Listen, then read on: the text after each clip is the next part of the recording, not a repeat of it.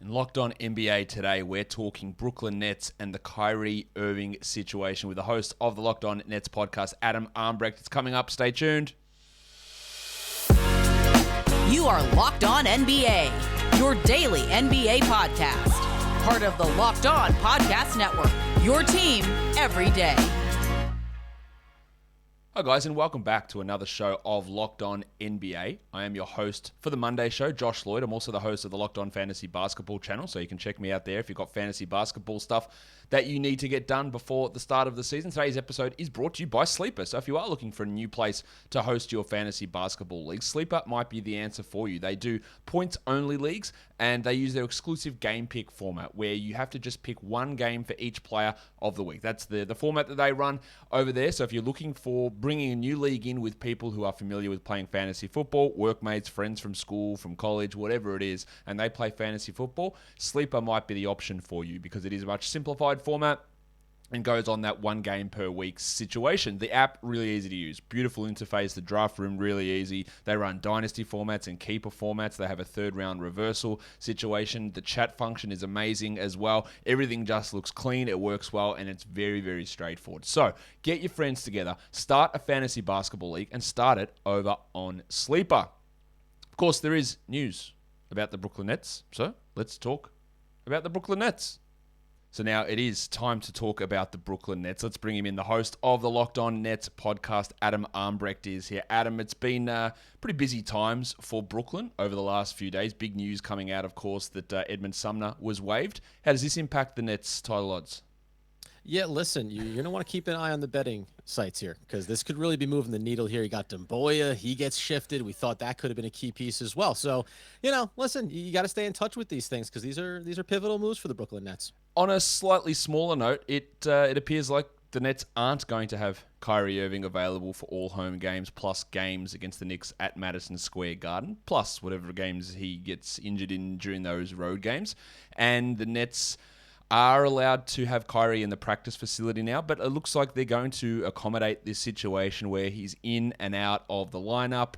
Steve Nash doesn't appear to believe that there'll be any change of mind from Kyrie, so I guess we'll ask the obvious question later on about what it does for their championship odds, but what does it do for your team morale and team continuity where I won't say it's different rules set by the Nets because it's different rules set by the NBA and different rules set by the city, and the Nets are abiding by that. But everyone else is doing one thing and pushing in one direction, and Kyrie's got his own personal stance on this, which is going to have an impact on the other 16 guys on the roster and all of the staff and everyone associated with that. So what do you think, or if you know, what is the internal feeling here from, I guess, the players mainly and Kevin Durant, James Harden, those guys towards not having Kyrie for half the season plus and half of each playoff series? Yeah, I mean, I think that's kind of maybe the bigger picture thing that gets lost here even a little bit. Even if the Nets are going to live with the circumstances during the regular season, if things don't change specifically in New York, you could be talking about not having him for playoff series in home games. That is obviously a massive piece of this. On the player and internal side of it, you had Joe Tsai come out with the conversation that he had with Brian Lewis for the New York Post. You have Steve Nash getting asked his questions. It seemed like the Nets were trying to put pressure on Kyrie Irving to go ahead and get vaccinated, which would afford him to be able to be with the team in full. It doesn't look like that worked, right? Kyrie stood pat with it. And then if you listen to the most important players, obviously Kevin Durant said that's his choice. We're not, Kevin Durant said, maybe I'm being naive, assuming that he's going to be here and be a part of it. He will be in some capacity on the road games. Harden basically voiced his support. Joe Harris said, hey, he's a part of the team. We support him.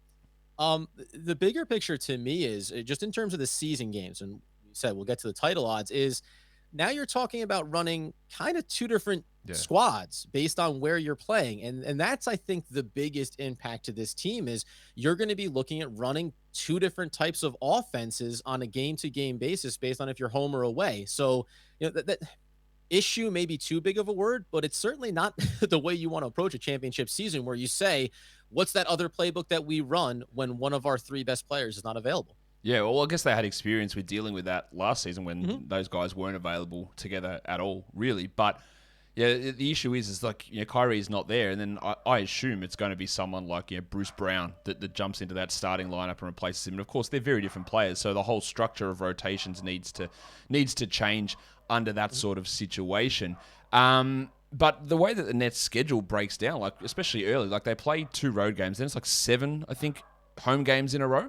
So like the lack of continuity there, they're going to get into this rhythm of playing these games without Kyrie, and then he comes back, and then there's a stretch where they play 7 road games or 6 road games in a row where he's going to be then in the team. So it's not just going to be in and out. Which I don't even know which one's better, to be honest. Whether it's every second game he's in and out, or whether he plays for 2 weeks and then sits for 2 weeks. And there's going to be stretches of both of those during the season, and it's going to be really tested early on when he has to miss 7 of the first 10 games. I think it is. Well, and oddly enough, it's like then for that home game stretch, as you mentioned, the practice facility gets labeled a private business, so he can be inside of there. But so Kyrie Irving becomes a bit of a scout team player, on a game-to-game basis when they're at home, because he won't be able to be on the court. And then again, you're talking about he's going to be able to practice with the team when you're at home, but you won't be able to utilize the value of those practices until you get yourself out on the road games. And obviously, you mentioned Bruce Brown, probably the most likely guy to jump in there. It obviously does not hurt that you got what a lot of people around the league consider to be one of the steals of the offseason in Patty Mills, right? So the Nets are much better equipped from a roster standpoint this year than they were last year, whether it's injury or absence from these players, specifically Kyrie Irving. But it's just it's odd, man. It's a weird set of circumstances, and I really thought that the Nets were trying to kind of put this all in, all out line in the sand for Kyrie Irving, but it looks like it was maybe a bluff and it got called. Everyone seems to be supportive of Kyrie out in public, Steve Nash, Kevin Durant, but is there any, or you're getting a different read of that? There is a level of frustration coming from the Nets, just that they know that they've got themselves in a position to be title favourites, and that might be jeopardized by Kyrie's absence. Oh, of course. Yeah, listen, we just talked with Matt Brooks, who works for Net Daily. He's there in all the media sessions for the Brooklyn Nets. And, he referenced going back to last year when Kyrie missed time and kind of just went away, never really got a full explanation on it, and then returned to the team. His indications were that the team was not happy about that back then. So this is a bit of a carryover from that. In terms of the impact, listen, we always say these are apex predators. When you talk about Kevin Durant, a James Harden, it is about winning championships, winning basketball, and everything else, friendships. That all comes secondary to that goal. So it's going to be interesting to see how that impacts as the season moves along. If they're winning games and it's all relative, that might be one thing. But you are talking about wear and tear on players, and that's going to hurt you in the long term. That's a direct correlation to Kyrie not being available. So I think right now, maybe it's okay, but at least from an organizational standpoint too, those extension talks, I think those are clearly pulled off the table now. That was something they anticipated getting done before the season started. I think organizationally, they're taking a little bit of a different look here when you talk about the big picture beyond what the current contract is with Kyrie. Well, if he's going to remain unvaccinated and New York is going to maintain this law, I don't think there's any way that they can offer him any sort of extension. Like you can't do it. So that brings me to, I guess, the last point here is we hear it bandied about from NBA people across Twitter and websites and all that sort of stuff. And I don't think there's much to it, but would the Nets entertain trading Kyrie Irving? And if they did, is this situation of him saying, well, I'm just going to retire? Like, is there any reality to that? It feels like there might be. Yeah, I think there is a reality to if you said we're going to send you out to the West Coast, right? Part of the reason why Kyrie came to Brooklyn, at least from his comments, was he's from New Jersey. He likes being close to home, close to family. So if you're going to try to send him somewhere else, he at least publicly is going to make the statement, I would just as soon retire. And that's going to scare off a lot of suitors. I don't think there's a lot of traction to it. But as we know, maybe the other will call it a situation in the NBA is with the 76ers and Ben Simmons. That's close to home for Kyrie Irving. Maybe they would entertain that idea. But again, NBA-wise, teams do not like to trade within the same conference. They don't want to offer direct competition, a leg up when it comes to competing for championships. So I don't see anything coming of it, but of the two, I think it's more likely that Kyrie would say, no, I'm good. I'm going to walk away and focus on my off the court endeavors as opposed to maybe go play somewhere else. And I just don't know what the market looks like around the league right now and realistically what the Nets would be getting back in return. It is a really interesting story. We'll see how it develops and see if there is any budge from I guess, the New York City laws from Kyrie Irving and his stance and what this means for the Nets throughout the season. Adam, everything that happens with Brooklyn, Kyrie Irving, and the whole team will be covered by you and Doug over on the Locked On Nets podcast. Thanks for coming on Locked On NBA with me. Thanks as always, Josh.